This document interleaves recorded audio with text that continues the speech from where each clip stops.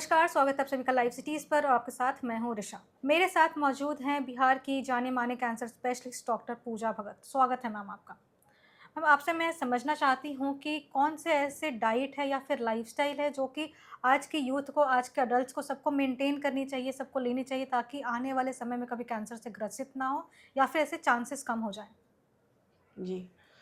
आजकल का लाइफ़स्टाइल ऐसा हो गया है कि लोग बाहर खाना पसंद करते हैं। ये खाना शरीर के लिए काफ़ी हानिकारक होता है। आजकल के लोगों को ये समझ नहीं आता कि वो जितना बाहर खाएँगे, उतना ही बीमारियों के नज़दीक वो चले जाएँगे। जैसे कि बाहर खाते हैं, उसमें आर्टिफ़िशियल डाइज़ रहता है, जो कि कैंसर को काफ़ी बुलावा देता है। आर्टिफ़िशियल डाई हुआ, फिर उसमें लेस फाइबर्स होता है। लेस फाइबर्स होने के कारण हमारा जो पाचन तंत्र है वो सही तरह से काम नहीं करता।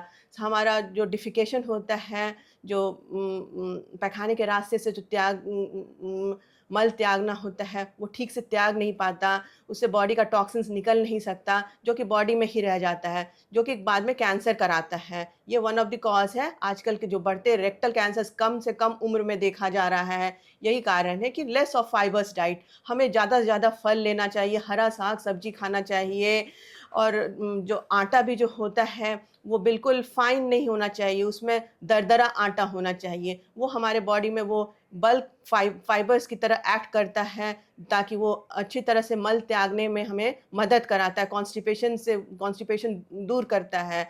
ये one of the most deficiency in fibrous diet हमें आजकल यही कारण है जो कि रेक्टल कैंसर्स काफ़ी कॉमन होते जा रहा है। दूसरी बात है कि गैस्ट्रिक कैंसर, इसोफेजियल कैंसर, ये भी जो हम लोग आजकल बाहर खाते हैं, हाई एसिडिटी कराता है, हाइपर एसिडिटी, जिसके कारण कि हमेशा पेट के उदर से लेकर के एसिडिटी हमारे इसोफेगस तक चला जाता है, जो कि बार-बार ये रिपीटेड होता है।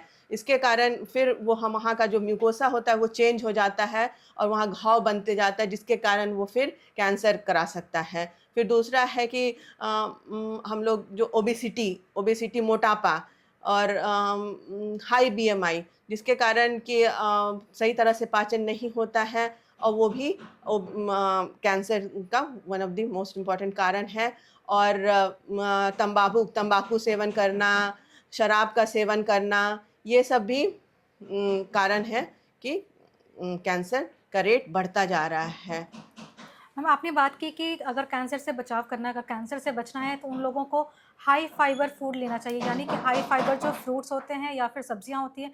तो मैं आपसे चाहूँगी कि आप हमारे दर्शकों को बता दें कि कौन सी ऐसी सब्जियां हैं, कौन से ऐसे फल हैं जो जिनका उन्हें सेवन करना चाहिए ताकि उन्हें कैंसर ना हो। जी, साग हुआ है, पालक साग हुआ या कोई भी साग है, उसके साथ फ्रूट्स में जैसे कि अब सेब हुआ, केला हुआ, जो कि हाई फाइबर्स है, उसमें बहुत ज़्यादा, केला में बहुत ज़्यादा हाई फाइबर्स होता है।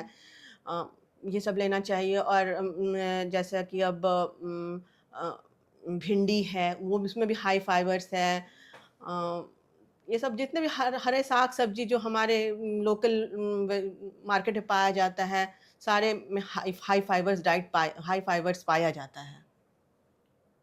हम अगला सवाल मेरा आपसे यह है कि अगर कोई कैंसर से डायग्नोस हो जाता है, अगर कैंसर से ग्रसित हो जाता है, तो उन्हें अपने जीवन शैली में उन्हें अपनी लाइफ़स्टाइल में क्या बदलाव लाने चाहिए ताकि जो आगे का ट्रीटमेंट हो, उनके वो मेंटल लेवल पे उतना ज़्यादा अफ़ेक्ट ना करे और वो ट्रीटमेंट अच्छे से करवा सकें?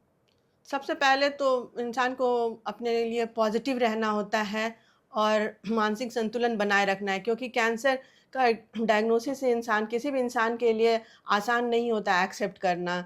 जब कैंसर ये शब्द ही आता है किसी के, चाहे कितना भी पढ़ा लिखा हो, कितना भी समझदार इंसान हो, कैंसर का शब्द किसी को खुद के लिए जब होता है तो लगता है कि शायद उसे अब ऊपर जाने का कुछ समय दिया गया है, उसमें जो-जो करना है कर ले। लेकिन एक्चुअली ऐसा नहीं है। इंसान को खुद में ताकत रखनी चाहिए, मन को मजबूत करना चाहिए और पॉज़िटिव रहना चाहिए कि हम ये ट्रीटमेंट कंप्लीट करेंगे। डॉक्टर का जो भी सुझाव होगा और जो भी वो बोलेंगे, एकदम वक़्त से अपना ट्रीटमेंट करवाएँगे, ताकि वो कम डॉक्टर को भी मदद मिले, उनका ट्रीटमेंट सही समय पे ढंग से प्रॉपर प्रोटोकॉल में करने का, ताकि सक्सेस का रेट बढ़ जाए।